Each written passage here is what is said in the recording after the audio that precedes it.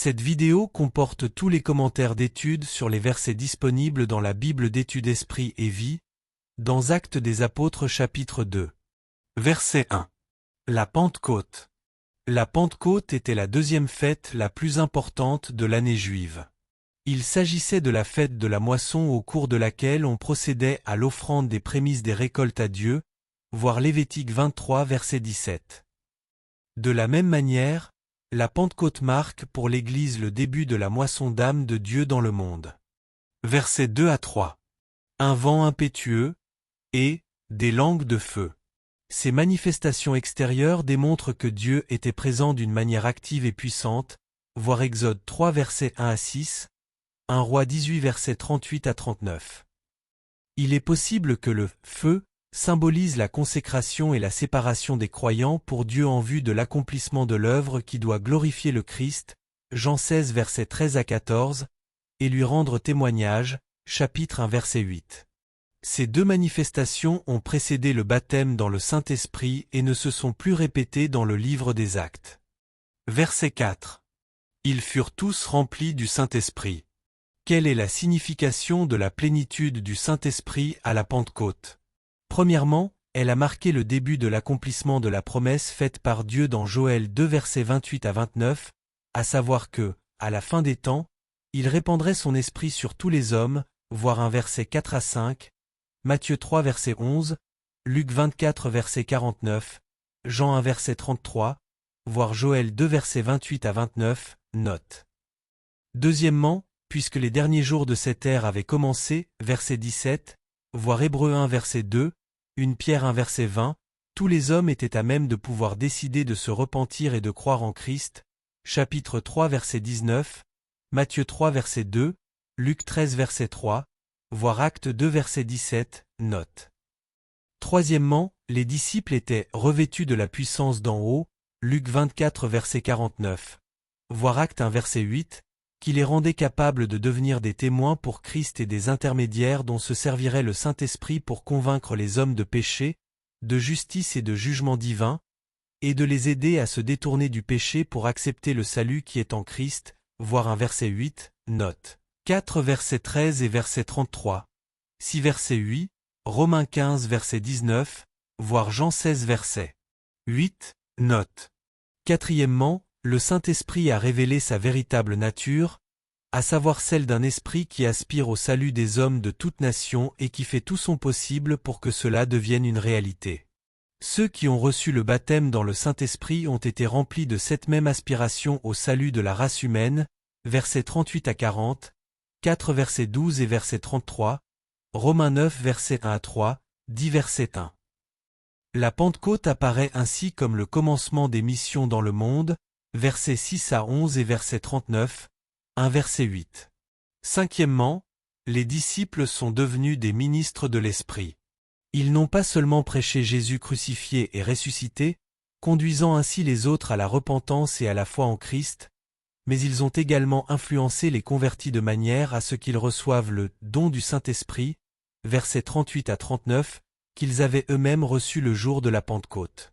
Ce rôle consistant à conduire les autres au baptême dans le Saint-Esprit est la clé de l'œuvre apostolique dans le Nouveau Testament, voir chapitre 8 verset 17, 9 versets 17 à 18, 10 versets 44 à 46, 19 versets 6.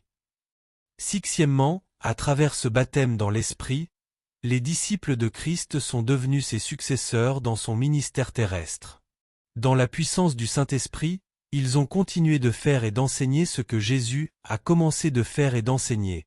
Chapitre 1 verset 1, voir Jean 14 verset 12, note, voir l'article sur les signes des croyants. Verset 4. Se mirent à parler en d'autres langues. Pour une discussion de la signification du parler en langue le jour de la Pentecôte, mais aussi ailleurs dans l'Église du Nouveau Testament, et de la manifestation possible des fausses langues, voir l'article sur le parler en langue. Verset 13. Vin doux. Le vin doux, en grec gleukos, désigne d'ordinaire du jus de raisin non fermenté. Ceux qui se sont moqués ainsi des disciples ont peut-être fait usage de ce terme plutôt que du mot plus courant qu'emploie le Nouveau Testament pour désigner le vin, wano, parce qu'ils croyaient que les disciples n'utilisaient que ce genre de vin. Si tel était le cas, leur moquerie n'était alors qu'une expression sarcastique. Versets 14 à 40. Le discours de Pierre à la Pentecôte. Le discours de Pierre, prononcé le jour de la Pentecôte, et son message rapporté dans le chapitre 3 versets 11 à 26 contiennent un modèle de proclamation de l'Évangile. Premièrement, Jésus est le Seigneur et le Christ, crucifié, ressuscité et élevé, versets 22 à 36, chapitre 3 versets 13 à 15. Deuxièmement, assis maintenant à la droite de son Père, Jésus-Christ a reçu l'autorité de répandre le Saint-Esprit sur tous les croyants, versets 16 à 18, versets 32 à 33, chapitre 3 verset 19. Troisièmement, tout être humain doit mettre sa foi en Jésus comme en son Seigneur, se repentir et être baptisé pour le pardon de ses péchés, versets 36 à 38, chapitre 3 verset 19. Quatrièmement, après s'être repentis et avoir cru, les croyants doivent attendre le don promis du baptême dans le Saint-Esprit, versets 38 à 39. Cinquièmement, ceux qui entendent le message avec foi doivent se séparer du monde et être sauvés de cette génération perverse, verset 40, chapitre 3 verset 26. Sixièmement, Jésus-Christ reviendra pour rétablir parfaitement le royaume de Dieu, chapitre 3 versets 20 à 21. Verset 16. Ce qui a été dit par le prophète Joël. Le baptême dans le Saint-Esprit et les manifestations spirituelles qui l'accompagnent constituent un accomplissement de Joël 2 versets 28 à 29, voir les notes sur ce passage. Verset 17. Les derniers jours. Premièrement, dans l'Ancien Testament, on considérait les « derniers jours » comme l'époque où le Seigneur se manifesterait d'une manière puissante pour juger le mal et apporter le salut à son peuple, voir Ésaïe 2 versets 2 à 21. 3 versets 18 à chapitre 4 verset 6, 10 versets 20 à 23, Osée chapitre 1 à 2, Joël chapitre 1 à 3, Amos 8 versets 9 à 11, 9 versets 9 à 12. Deuxièmement, le Nouveau Testament révèle que les derniers jours ont commencé avec la première venue de Christ et l'effusion initiale de l'Esprit sur le peuple de Dieu, et qu'ils prendront fin avec la seconde venue du Seigneur, Marc 1 verset 15, Luc 4 versets 18 à 21, Hébreux 1 verset 1 à 2. Ce moment précis est caractérisé comme l'âge du jugement à l'encontre du mal, de l'autorité sur les démons, du salut de la race humaine et de la présence du royaume de Dieu. Ces derniers jours seront conduits par la puissance de l'Esprit, Matthieu 12 verset 28. Les derniers jours comprennent l'invasion de la puissance de Dieu, par l'intermédiaire de Christ, dans le royaume de Satan et du péché. Cependant, la lutte a déjà commencé. Elle n'est pas encore terminée, car l'activité mauvaise et satanique se manifeste encore de manière puissante. Éphésiens 6 versets 10 à 18. Seul le retour de Jésus mettra fin à l'activité des forces du mal et marquera la fin des derniers jours, voir 1 Pierre 1 verset 3 à 5, Apocalypse chapitre 19. Les derniers jours constitue un temps de témoignage prophétique où chacun est appelé à se repentir, à croire en Christ et à faire l'expérience de l'effusion du Saint-Esprit, chapitre 1 verset 8, 2 versets 4 et versets 38 à 40, Joël 2 versets 28 à 32. Nous devons proclamer l'œuvre salvatrice de Christ par la puissance de l'Esprit, même si nous savons que le jour du jugement final approche, Romains 2 verset 5, c'est-à-dire le jour du Seigneur, ce jour grand et glorieux, chapitre 2 verset 20. Nous devons vivre chaque jour en état d'alerte, attendant le jour de la rédemption et le retour du Seigneur pour son peuple, Jean 14 verset 3, 1 Thessaloniciens 4 verset 15 à 17. Les derniers jours marquent l'inauguration du royaume de Dieu qui vient maintenant dans toute sa puissance, voir Luc 11 verset 20, note, voir l'article sur le royaume de Dieu. Nous devons expérimenter la plénitude de cette puissance lorsque nous nous lançons dans le combat spirituel, 2 Corinthiens 10 versets 3 à 5, Éphésiens 6 versets 11 à 12, et que nous souffrons à cause de la justice, Matthieu 5 versets 10 à 12, 1 Pierre 1 verset 6 à 7. Verset 17. Vos fils et vos filles prophétiseront. Pierre associe le parler en langue, versets 4 et verset 11, à la prophétie, versets 17 à 18. Le parler en langue est ainsi considéré comme une forme de prophétie. La signification essentielle de la prophétie est d'utiliser sa voix pour le service et la gloire de Dieu sur l'initiative directe du Saint-Esprit. Dans le livre des Actes. Premièrement, les 120 furent tous remplis du Saint-Esprit et se mirent à parler en d'autres langues, selon que l'Esprit leur donnait de s'exprimer, chapitre 2 verset 4.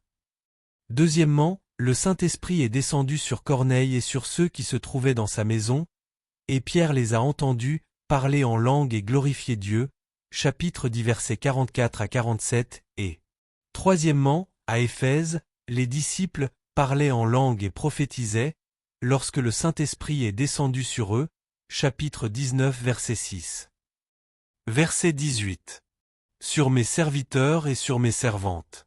D'après la prophétie de Joël à laquelle se réfère Pierre, le baptême dans le Saint-Esprit est réservé à ceux qui appartiennent déjà au royaume de Dieu, c'est-à-dire les croyants, ou serviteurs de Dieu, hommes ou femmes, qui sont sauvés et régénérés. Verset 18. Dans ces jours-là. Citant Joël, Pierre dit que Dieu allait répandre son esprit dans ces jours-là. L'effusion du Saint-Esprit et les signes surnaturels qui l'accompagnent ne peuvent être limités au seul jour de la Pentecôte. La puissance et la bénédiction du Saint-Esprit sont réservées à tous les chrétiens, tout au long de l'ère de l'Église, c'est-à-dire pendant toute la période qui s'étend entre la première et la seconde venue de Christ, Apocalypse chapitre 19 à 20, voir Acte 2 verset 39, note. Verset 33. La droite de Dieu. L'effusion du Saint-Esprit envoyé par Jésus prouve qu'il est bien le Messie élevé qui est maintenant assis à la droite de Dieu et qui intercède en faveur de ses représentants sur terre, Hébreux 7 verset 25. Premièrement, à partir du jour de son baptême, l'Esprit a reposé pleinement sur lui, car il était le Christ, c'est-à-dire celui qui a été oint par l'Esprit, voir Luc 3 versets 21 à 22, 4 verset 1, verset 14 et verset 18 à 19. Assis aujourd'hui à la droite de Dieu, sa tâche consiste à répandre ce même esprit sur ceux qui croient en lui, voir l'article intitulé Jésus et le Saint-Esprit. Deuxièmement, en répandant ainsi l'esprit, Jésus désire que ce dernier serve d'intermédiaire entre lui et les croyants, et leur donne le pouvoir de continuer de faire tout ce qu'il faisait quand il était sur terre. Verset 38. Repentez-vous, et que chacun de vous soit baptisé. La repentance, le pardon des péchés et le baptême sont les conditions premières pour recevoir le don du Saint-Esprit. Cependant, la demande de Pierre, à savoir que ses auditeurs soient d'abord baptisés d'eau avant de recevoir la promesse du Père, voir chapitre 1 verset 4 et verset 8, ne doit pas être interprétée comme une exigence absolue permettant de recevoir la plénitude de l'Esprit, pas plus que le baptême dans l'Esprit n'est une conséquence automatique du baptême d'eau. Premièrement, dans cette situation précise, Pierre a exigé que le baptême d'eau précède l'accomplissement de la promesse pour la simple raison que, dans l'esprit de ses auditeurs juifs, il était acquis que le rite du baptême était lié de près à toute expérience de conversion. Le baptême d'eau n'a cependant pas précédé le baptême de l'esprit dans les exemples rapportés dans le chapitre 9 versets 17 à 18, l'expérience de l'apôtre Paul, et dans le chapitre 10 versets 44 à 48, les gens présents dans la maison de Corneille. Deuxièmement, après s'être repenti de ses péchés et avoir accepté Jésus-Christ par la foi, chaque croyant doit recevoir, voir Galates 3 verset 14, un baptême personnel dans l'Esprit.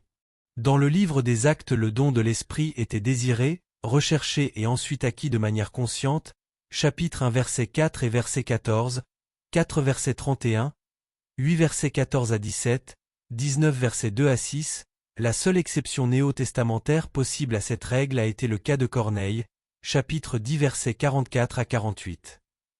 Il s'ensuit que le baptême dans l'Esprit ne doit pas être considéré comme un don qui est accordé automatiquement à celui qui croit en Christ. Verset 39. Pour vous, pour vos enfants, et pour tous. La promesse du baptême dans le Saint-Esprit ne concernait pas seulement ceux qui étaient présents le jour de la Pentecôte, verset 4, mais tous ceux qui, tout au long de notre ère, croiraient en Christ. Pour vous, représente l'auditoire de Pierre, vos enfants, la génération suivante, et pour tous ceux qui sont au loin, la troisième génération et celle qui viendrait par la suite. Premièrement, le baptême dans l'Esprit et la puissance qui l'accompagne n'ont pas constitué une expérience unique dans l'histoire de l'Église. Ils n'ont pas disparu avec la Pentecôte, voir verset 38, chapitre 8 verset 15, 9 verset 17, 10 verset 44 à 46, 19 verset 6, ni avec la fin de l'ère apostolique.